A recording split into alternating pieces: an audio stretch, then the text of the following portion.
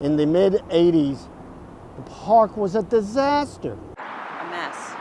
It was very, very dangerous. There were crack files everywhere you walked. And at night, you probably wouldn't have come in the park. Park looked like it needed some work. 70s, it was not good anywhere in any of the parks. And the parks had gotten run down, and people were kind of scared to go in there, and it just made things worse and worse.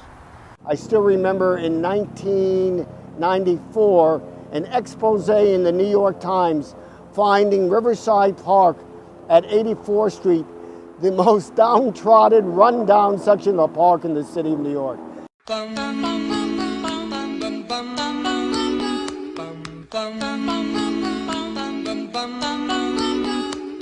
You wouldn't believe it today, would you? How did we turn it around? What happened? Charles McKinney. McKinney came along as the park administrator, and we started to turn the park around. Charles, how you doing? You know how it is when everything is bad?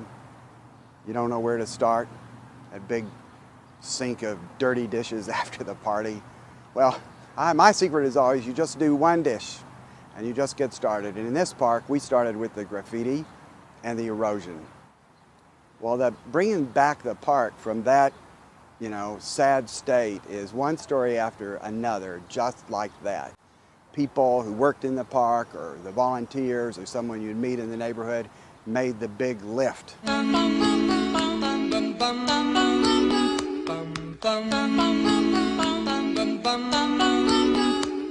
And in 1986, a bunch of people on the west side decided that the city couldn't do it alone and that we try to give them financial help.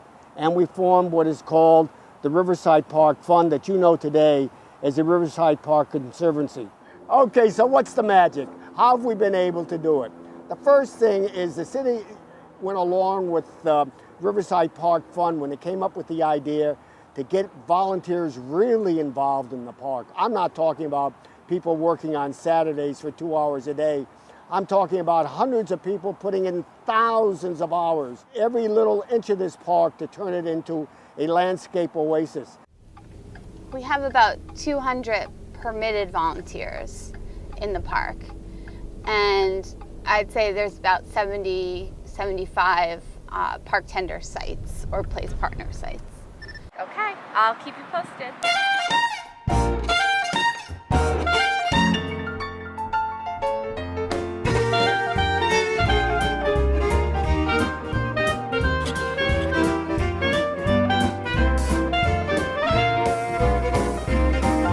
Charlotte Mayerson, this garden was established about 15 or 20 years ago in memory of my son, Robert, who died in 1990. In this garden right now, working on this annual cleanup, are some of Robert's childhood friend and friends of his from Philadelphia, and lots of neighbors and friends of mine.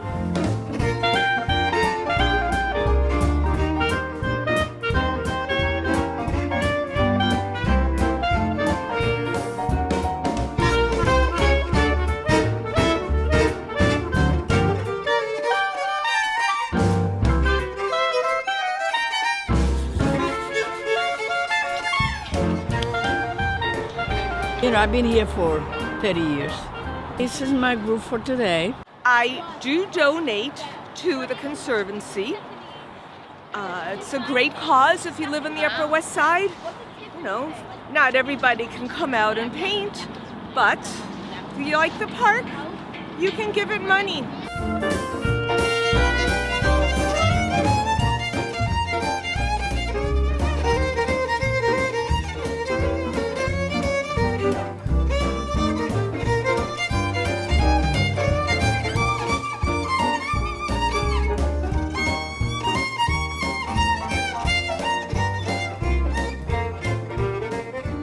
Of our families live in the Harlem neighborhood and utilize the park. We clean out our section of the park when the season opens. This is a lot of fun for a Manhattan kid to come and play in dirt, and they inevitably find worms.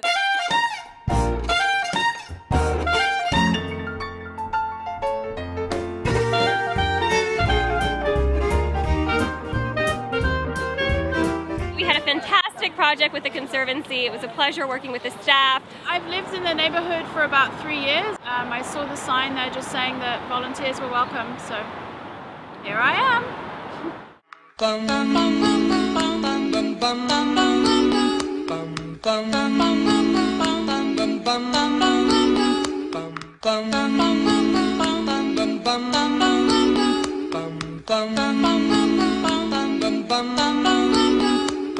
From 1974 to today, it was a total turnaround. We had 6 million people in 74. We have over 8 million people. Well, with the 2 million more people, you need a park, and you need a gorgeous park. And that's what we've been doing, making this into a gorgeous park.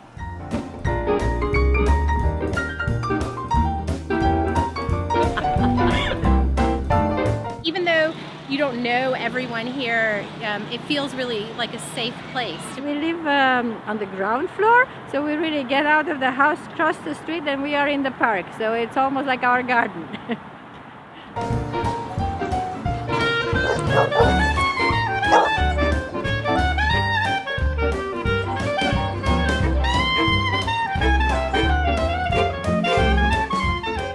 Say hi.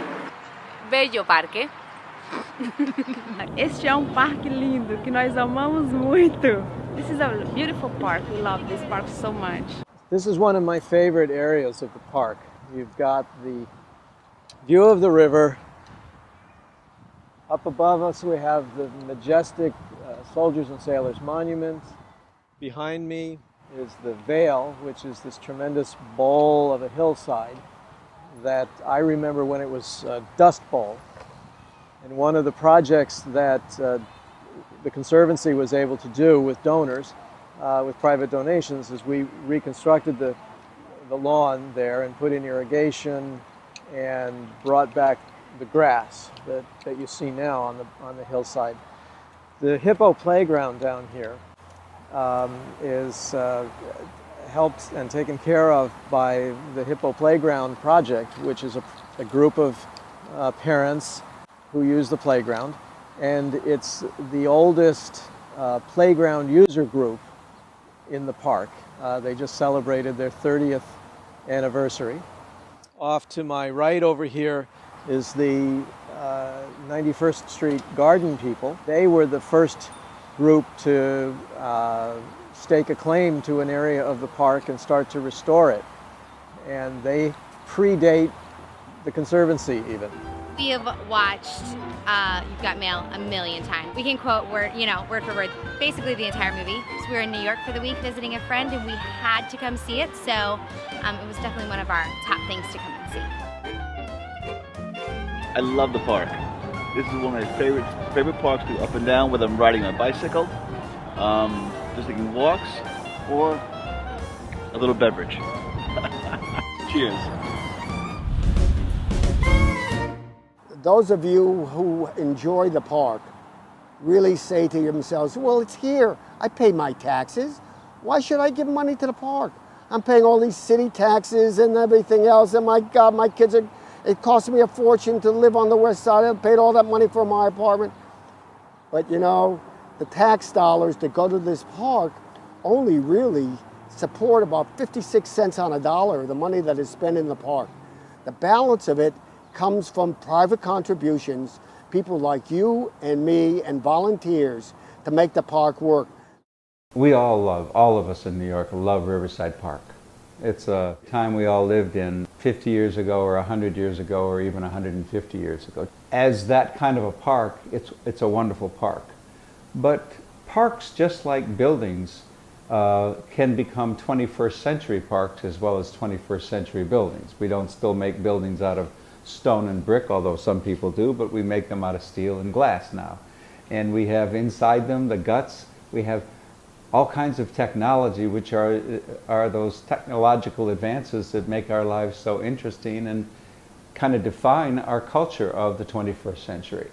Well, likewise, we believe that a park can have nature and all the natural systems, but it can also be a reflection of the 21st century culture that we live in. So we wanted Riverside Park South to be a step into the 21st century. Not too far to the point where it was just a cold, harsh urban space, but we felt a balance could be struck between the beautiful nature of Riverside Park and culture. I like to describe my work, I like to use the word, it's humanist. It's humanist work. It's, whereas modernism used to be criticized because it was just seemed to be cold. It didn't seem to care about, oh, one last important thing. Oh, people, we forgot about people. Well, we start by thinking about people and how they might occupy this site and move through it and interact with one another in addition to the site and the river. And so it really begins with that, and that's sort of, I think that would describe our work in general, is it's humanist. I was a trustee of the Parks Council for many, many years.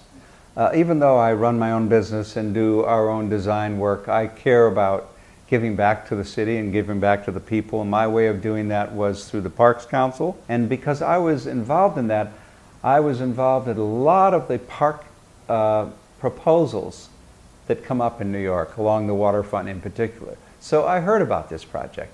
And I was involved and I spoke about it and I contributed advice and consultation to various groups along the way as they were planning the project. And then all of a sudden I got a phone call and they asked me if I'd be interested in doing this. And I'm happy they did.